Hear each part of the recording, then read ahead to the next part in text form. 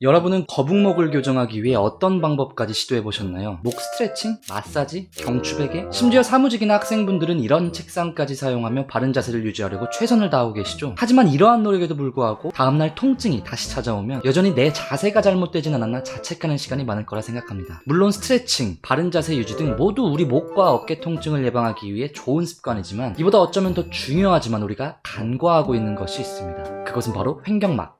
이 뭔 개소! 물론 우리 몸은 복잡계이기 때문에 여러 다양한 이유가 복합적으로 작용했겠지만 이 횡격막만큼은 무엇보다도 중요하다고 생각합니다. 그래서 오늘 이 내용을 공유해보고자 하려는데요. 자, 이렇게 둥근 지붕 모양으로 생긴 횡격막은 이름과 같이 가로 방향으로 가로질러 흉부와 복부를 나누는 경계에 위치한 근육입니다. 주된 역할은 수축과 이완을 반복하며 가슴 공간의 크기를 조절하여 그 압력을 통해 호흡을 가능하게 하는 것인데요. 정상적인 호흡 패턴을 살펴보면 우리가 숨을 들이마시기 위해서는 폐가 있는 이 가슴 공간이 반드시 팽창돼야 합니다. 그리고 이를 위해 횡격막이 아래로 내려가면서 가슴 공간을 확장시켜주죠. 반대로 숨을 내쉴 때는 횡격막이 위로 올라가며 가슴 공간이 줄어들게 되는 것입니다. 하지만 안타깝게도 우리 대부분은 이 횡격막이 아닌 흉곽을 이용한 흉식 호흡을 하고 있고 이 호흡이 거북목과 목 통증을 유발하는 원인이 될 수 있는 것입니다. 이 흉식 호흡은 이러한 움직임을 나타내는 호흡인데요. 이 호흡의 특징을 크게 세 가지로 나눠보면 첫 번째, 위쪽 가슴을 들어 올리며 숨을 마시기 때문에 많은 근육의 사용을 필요로 합니다. 예를 들어 사각근, 승모근, 견갑거근 등이 흉곽을 들어 올리기 위해 수축하는 움직임을 갖습니다. 이 근육들은 목에서 시작하는 근육들로서 이러한 방식의 호흡이 반복됐을 때 해당 근육들은 점차 짧아지고 목 주변에 과한 긴장감을 불러일으킵니다. 반대로 횡격막을 통해 숨을 마시면 횡격막이 아래로 내려가며 가슴 공간을 넓혀주기 때문에 이 목 주변 근육들의 개입이 없습니다.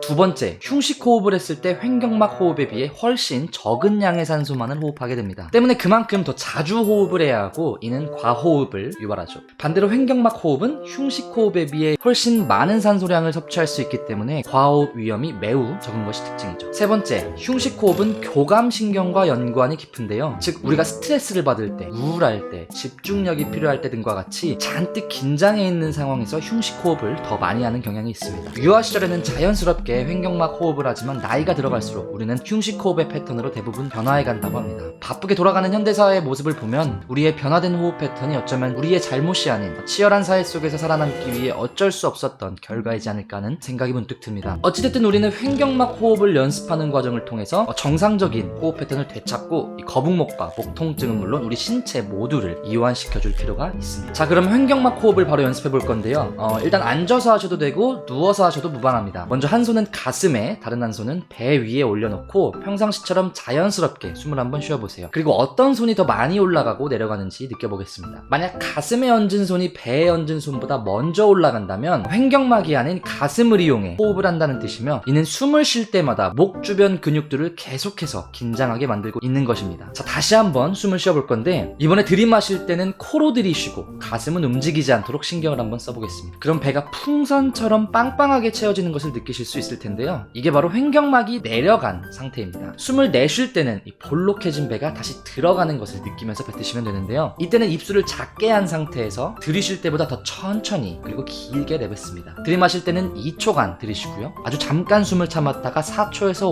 5초 동안 천천히 길게 내뱉습니다. 흔히 복식호흡이라고도 불리는 이 호흡법은 숨을 배로 보낸다고 오해하는 분들도 간혹 계시는데요. 어떻게 숨을 쉬든 산소는 폐로 들어갑니다. 다만 올바른 횡격막 호흡을 통해 숨을 들이쉬었을 때 횡격막이 내려가면서 아래에 있는 복부 근육들이 팽창되어 배가 볼록하게 나오는 것뿐이랍니다. 자, 그래서 다시 한번 정리하면 먼저 2초 동안 입이 아닌 코로 숨을 들이마시고 가슴은 최대한 움직이지 않은 채 배가 볼록해지는 것을 느낍니다. 다음으로 들이마신 숨을 아주 잠깐 참았다가 입을 작게 벌린 채 4초에서 5초 동안 길게 천천히 숨을 뱉어주며 볼록했던 배가 점점 내려가는 것을 느끼시면 됩니다. 이 호흡은 하루에 20분 정도씩 나누어서 연습하도록 권장되는데요. 사실 시간이나 횟수에 집착하다 보면 금세 지쳐서 포기할 수도 있기 때문에 저는 개인적으로 스트레스를 받아 몸이 경직되어 있다는 걸 느낄 때 아니면 잠자기 전에는 꼭 하려고 합니다. 자, 오늘 내용은 여기까지입니다. 일을 하다가도 운전을 하다가도 스트레스를 받거나 긴장이 되는 상황이라면 언제든지 할 수 있는 동작인 만큼 생각날 때마다 이 횡격막 호흡을 실천해주세요. 목과 어깨의 긴장감을 완화시켜주는 것은 물론 부교감 신경을 자극해 차분한 마음까지 유지할 수 있을 거예요. 가능하다면 지금 한번 바로 시도해보시고 자유롭게 의견도 남겨주시면 감사하겠습니다. 궁금한 점 있으시면 댓글로 또 남겨주시고요. 오늘도 건강하고 행복한 하루 되세요. 감사합니다.